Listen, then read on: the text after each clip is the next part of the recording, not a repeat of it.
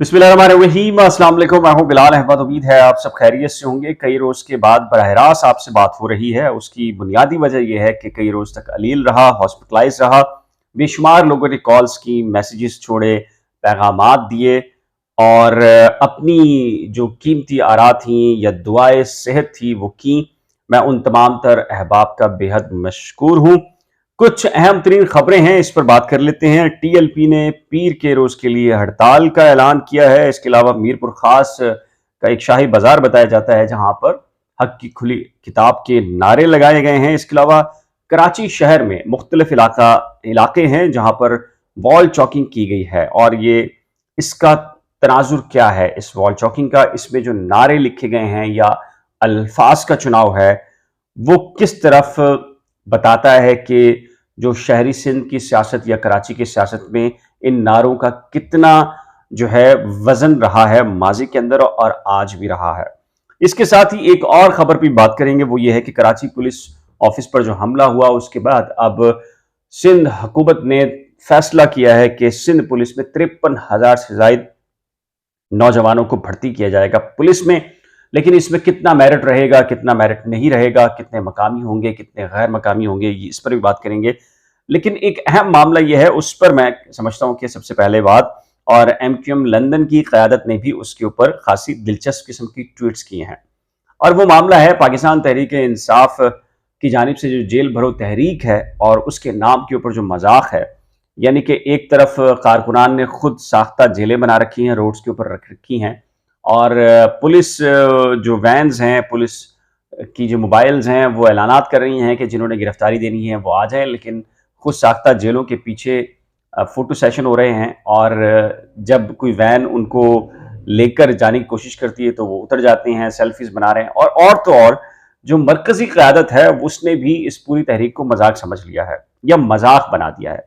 इसमें high court में एक दरख्वास्त जैन कुरैशी हैं, शाह महमूद कुरैशी के साहबजादे, उन्होंने दरख्वास्त दायर की और उन्होंने कहा कि जी उनके वालिद मोहतरम को बाजियाब कराया जाए। तो उन्हें गिरफ्तार कर लिया गया है, गैर कानूनी हिरासत में रखा गया है। तो जिस पर हाई कोर्ट के जज ने उनसे पूछा कि भैया ये बता दीजिए आप कि जो आपके वालिद मोहतरम हैं वो खुद गए थे या उनको पुलिस ने जबरदस्ती उठा के लेकर गए हैं।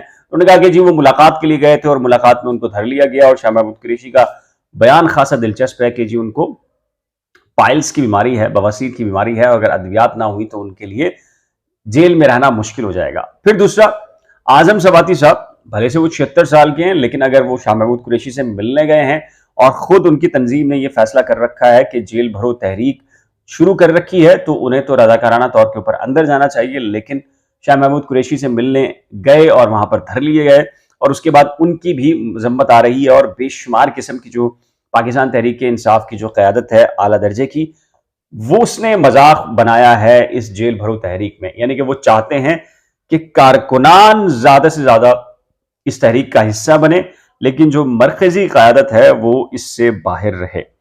अच्छा जी, एक और अहम खबर यह है कि जी इस पर बात करते हैं कराची शहर के हवाले से, खासकर वैसे तो पूरे मुल्क के लिए है।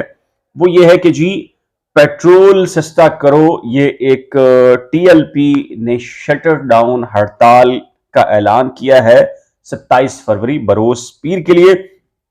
कराची के मुख्तलिफ इलाकों में टीएलपी के जो कारकुनान हैं उन्होंने पोस्टर्स लगा दिए हैं, बैनर्स लगा दिए गए हैं और ये तस्वुर किया जा रहा है कि टीएलपी चूंकि बाई इलेक्शन भी आ रहे हैं तो अपनी स्ट्रेंथ को भी शो करेगी इस शटर डाउन हड़ताल में। लेकिन कितनी इजाजत होगी टीएलपी को इन सरगर्मियां करने की या फिर धर लिए जाएंगे उनके कारकुनान, इस बात का फैसला पीर को नहीं बल्कि इतवार की रात ही को होना शुरू हो जाएगा। अच्छा जी, एक और खबर यह है कि रात 10 बजे रेस्टोरेंट्स और 8 बजे तमाम तरह जो कारोबार है उसको बंद करने का जो फैसला हुआ था उसको किसी भी तंजीम ने, किसी भी एसोसिएशन ने मानने से इनकार कर दिया है और ये कहा है कि कराची के हवाले से खासकर एक कल्चर है और उस कल्चर की वजह से आप कराची का जो कारोबार है, रेस्टोरेंट्स हैं, शादी हॉल्स हैं, इलेक्ट्रॉनिक्स मार्केट्स हैं, उनको आप क्लोज नहीं कर सकते और ऐसा किया गया तो वो उसकी मज़ाहमत करेंगे और उसको मुस्तरद कर दिया है। खैर बहरहाल लोगों का नुक्ता नज़र मुख्तलिफ है, लेकिन मेरा इसमें नुक्ता नज़र अलग सा है थोड़ा सा कि दुनिया भर में अब वापस दुनिया उस तरफ जा रही है, यानी कि जो सूरज की रोशनी में काम को तरजीह दी जाती है और मगरिब के बाद कारोबार बंद होता है। लेकिन बहरहाल अब इसके ऊपर एक डिबेट है। बहुत सारे लोग कहते हैं एक मिजाज है कराची का, तो चलता रहना चाहिए, लेकिन कुछ लोग कहते हैं कि भाई दुनिया, जब पूरी दुनिया जो है वो मगरिब के बाद बंद होने वाली है होती है, तो फिर कराची क्यों नहीं अपने आप को हम उस तरफ लेके जाते। ये मॉडर्नाइजेशन नहीं है ये, बल्कि दुनिया इससे बैक हुई है और उसको पता चला है कि रात देर गए तक जागने के नुकसानात ही निकले हैं, फवायद पूरी दुनिया में से किसी को भी नहीं हुए। अच्छा जी, अब बात कर लेते हैं कराची पुलिस के अंदर 53,000 भर्तियां होने जा रही हैं। मेरिट्स क्या होगा नहीं होगा ये आपको पता है, इस पे ज्यादा बात करना मेरे ख्याल से फजूल है, लेकिन कराची के लड़के, शहरी सिंध के लड़कों को और लड़कियों को जरूर चाहिए, एसएसजी कमांडोज हों या दीगर पोस्ट हों, अप्लाई जरूर करें, अप्लाई जरूर करें। अप्लाई किए बगैर घरों में बैठकर एहतजाज करना, बातें करना कि जी हमें नौकरी नहीं मिलेगी, ये सरासर मेरे ख्याल से खुद अपने आप से भी ज्यादती है और अपनी नेशन के साथ भी ज्यादती है।